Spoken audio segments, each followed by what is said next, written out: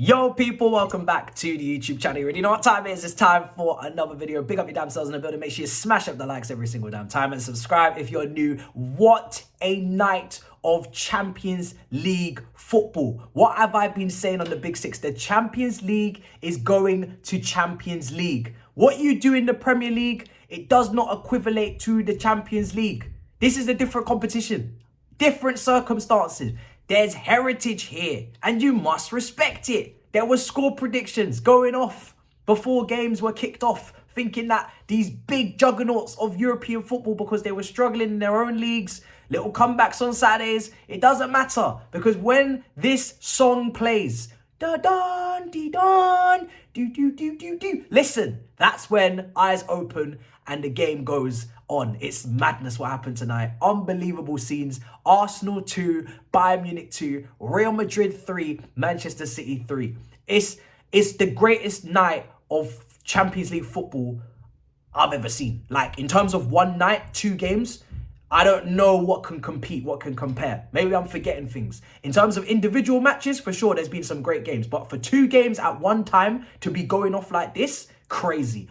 I'm going to start with Arsenal versus Bayern Munich because, of course, Thomas Tuchel, Harry Kane were coming to avenge Arsenal at the Emirates in London town. Gnabry doing up the sauce. There's no fans at the stadium for Bayern Munich. There's no German fans in the stadium, no away end. And Arsenal were expected to win. They were heavy favourites going in because of the comeback on Saturday against Bayern Munich, because of the poor league form going up against Bayer Leverkusen. But Arsenal have to understand this competition is not easy. There's a reason why Manchester United have only won it 3 times. There's a reason why Chelsea have only won it twice. There's a reason why Man City have only won it once and only been to 2 finals. They got all that money 15 years ago and they've only now just picked it up. You cannot underestimate anyone in this competition. And it's about time that in the Champions League, people started to see that Thomas Tuchel is not a joke. He's got PSG to their only final. He's won it with Chelsea. He understands this competition. And let me not make no mistake. Arsenal were always going to have more of the ball. Arsenal were always going to assert themselves. They're at home. They are the better team on paper. However,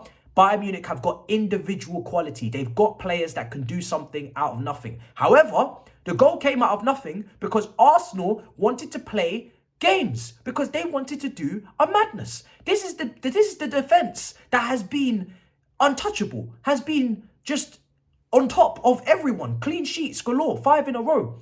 They have been impenetrable. This defense, this partnership of Gabriel, Saliba, and Raya in goal, it's been, there's been no conversation around it. But today, what was that first goal? Just Raya out of his goal for no reason. All the way out, causing anarchy, causing havoc, causing chaos, causing carnage. And then Gabriel, heavy pass. And then it's just a ricochet and errors following from that. And obviously, Bayern Munich get themselves in a transition. And I wasn't actually impressed with Bayern Munich's wingers today. I thought they were wasteful at times, especially Sane in the second half. I thought that they didn't pick up their heads. They were very, their awareness wasn't great. Coman, when he came on, the same. But in this instance, in this moment, they find Gnabry in the middle. They get it through to him and the ball's in the back of the net. And Bayern Munich are 1-0 up and it's Gnabry doing the celebration at the Emirates. And this man loves London. He loves London. He slapped up Chelsea, slapped up Tottenham, and he waited for Arsenal to come back how many years later to dunk on them too. It's crazy. So, they take the lead and I'm obviously buzzing because I want Thomas Tuchel and Harry Kane, the traditional bottler, to get some glory at the end of this Champions League campaign. It's all they've got left. Bayern Munich have got nothing else left in the tank in the Bundesliga. So they're going to put their heart and souls into this tie. And that's exactly what they did tonight. But, of course, Saka, for me, listen, Saka really did give it a right go today. Like, Martinelli was not as good. Saka was really causing problems. Davis was booked early on as well. So he's now going to miss the return leg, and that allowed Saka to just keep going at him over and over again. He was very persistent, very tenacious, and very aggressive in his play. Gets a fantastic goal, worked round on the right-hand side, and then he just finds himself in the box and just whips it into the far corner and stands up tall. Didn't have great games against Porto. He had a real bad game against Porto, so it was very important for him to come into this game and put something down, put a marker down to follow on from that penalty, obviously, that he scored in the previous round. But then Bayern Munich, they go again. And it's Harry Kane. This guy always scores against Arsenal. It's inevitable. It's not something that you should question. It's not something you should doubt. It's not something that you should ask about. It is going to happen. It's not a matter of if, it's a matter of when with Harry Kane. Slots his penalty in. It's calm, composed, and controlled. It was a bad tackle. It was a penalty, in my opinion. It's poor. Shouldn't have happened in terms of, reading the game and whatnot, Saliba. But we take it. We take it. Now, listen. This is where the second half goes. And listen, Saeed did say it to me. It was always going to become a more tactical game now. Because before this, Bayern Munich were just sitting in, and just hitting them on the counter. But now Bayern have got a bit of something to protect. I personally didn't think they would be this way in the second half. I thought Bayern Munich would at least show a bit more nous in the second half and be more killers in the final third. They've got killers up front, with all of the systematic errors or the questions about Tuchel and the team and how they haven't been able to put together very good form this season. As individuals, they have very, very talented players. Musiala, we didn't even see the best of him tonight at all. We really didn't. But listen, Arsenal, fair play to them. They plugged away and they got their second goal, and it's Trossard. And the thing is with Trossard is it's very, very apparent to me now that he is by far and away, it's not even close, he's the best finisher in that football club, because the way this guy is just able to it doesn't matter what angle, doesn't matter what range, what foot, he is able to put the ball in the back of the net. And the way he just sweeps it home and just, caresses it in the corner, sweeps it, it's you have to give him his credit. It's incredible. It's incredible that he can come off the bench when the game is so high stakes and is so highly charged. There's a lot on the line. It's an intense match. It's nervy. I don't know how the Emirates was as an atmosphere. And he's just able to come in and make an impact. You cannot underestimate or disrespect players that come in off the bench and make impacts in big games like that, because it's not easy. I remember Chicharito for Manchester United used to do it as well. Super subs are a thing. Most players can't do it. Most players can't get to the grips or get to the pace of the game that quickly and just impact, but he could. So very, very impressive from him. And 2-2, I think, is a fair result. I don't think Arsenal were at their brilliant best. I don't think a lot of their players, were at their brilliant best. However, I don't think they deserve to lose that game.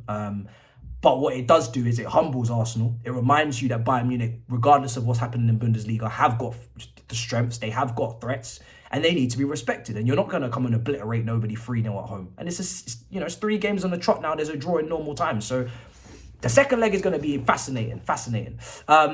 Now, when we go to... Oh, sorry. Who gave away the penalty? It was Saliba or Gabriel? For Saliba cost. Oh shit, Saliba and Gabriel have bad games today. God damn.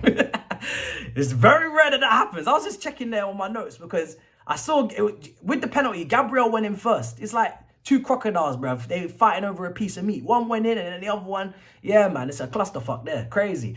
Anyway, over to the other game. Real Madrid, Manchester City. This game was on cocaine. Crack. Unbelievable game. Game of the season. The quality of the goals in this game was mad, guys. Now, in this game, of course, I'd favour Real Madrid. I'd want them to go through. I want the heritage to speak for itself. I want people to start respecting Real Madrid, because clearly, every single season, people want to doubt them as joint favourites at a bare minimum. But thankfully, this game, they did compete with Manchester City. They were at home. You would expect it. The Bernabeu, the roof is closed. But can I just say, Bernardo Silva, that goal that he scored on 2 minutes reminded me of Fabio Aurelio at Stamford Bridge. Like, the way that he was just able to catch the keeper out from such a weird angle as well at the keeper's near post, quality. What a player. Then, the second, obviously, the goal for Real Madrid is an own goal off Diaz. It's a massive deflection off of Camavinga, so, can't really take too much on that in terms of quality. But the rest of the goals, I mean, in quick succession, right? Rodrigo makes it 2-1. And Real Madrid, by the way, they have been, Man City have been having a bit of the ball. But this game, it showed me that really no team was going to dominate. Because first 10, 15 minutes, you could see no one's going to dominate. This is going to be a back and forth, end to end. Man City, we've been talking about their defense in the last couple of games. Luton even, if you want to go back to that. But you can go back to, obviously, the previous game as well against Palace.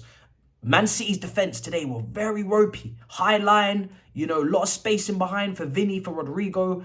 I don't think Bellingham was nowhere near his best today, but the 2 Brazilians were providing outlets on the transition, on the counter. And this is before they've even added Endrick and Mbappe to this as well. Real Madrid are going to be a serious force to be reckoned with because their pace that they have on the break is illegal. And Rodrigo, you know, he gets his goal. I personally think he could be one of the best left wingers in the world if he was actually able to play his strongest position. Sometimes him and Vinny did double up on the left-hand side, which I did like. And obviously Valverde, we know, can play as this like right winger at times, which we'll get to in a minute. Then it just became thunder bastard after thunder bastard. Foden absolutely crashed it on Real Madrid's head. Crashed it. And I was waiting for Foden because in the second half, he's trying these little long shots. He's picking and choosing his moments. He had a shot that went straight down the throat of the goalkeeper. And, you know, there's chances for both teams at this point. But Foden, the way he just unleashed this left foot shot and blasted into the top corner, it was a serious moment. Saka had his moment. Foden had his moment. You know, for me, these two are on the precipice of world class. I'm just waiting to almost knight them. And tonight, they both gave us moments of brilliance. But then, in quick succession again, just like the Real Madrid 2 goals, Man City going dunk twice on the head tops. Vardiol, unbelievable strike, right-footed into the far corner. Nobody, like it's nobody's business. Why is a centre-back turned left-back shooting with his weaker foot and smacking it in bottom bins like that? Crazy. Unbelievable finish from Vardiol. So at this point, I'm thinking, Real Madrid, you must rise. You're at home. You're at a full house Santiago Bernabeu. The roof is closed. Like, you must. And they did. This cross that comes in is perfectly weighted for Valverde to just absolutely batter that ball into the bottom corner. The goal of the night, in my opinion, the technique on this is nasty. If you haven't seen these goals, you must. The way that this guy just lets the ball just drop and it just hits his laces and it's just too much. It's too much. And again, I think this is a fair score. When you look at the stats, it's 14 to 12 shots. It's 5 to 5 on target. You know, don't really care about possession. Obviously, Man City are going to dominate that because it's the Pep way. But this game is the game of the season. It's a deserved point for both teams, I think. And I thoroughly enjoyed it. And again, I can't get into every single, you know, part of that game, but it's just chance after chance for both teams. It was mad. Crazy. So 2 draws, 10 goals. My head was gone all the way through. Loved every minute of it. Arsenal didn't deserve to lose, so you know, they get a draw. I think it's a better result for Bayern Munich to go to the Emirates, especially with no fans, and get something. They're lucky that away goals don't count. Both Real Madrid and Arsenal are very lucky that away goals don't count, because if it did, you lot would be in some serious shit. But yeah, listen, everyone's got it all to do. Everybody needs to win their return legs. I can't wait for next week. Let me know what you think in the comments down below. Big up your damn selves in a bit. Subscribe. Peace. I'm exhausted. I don't even know if I reviewed that well.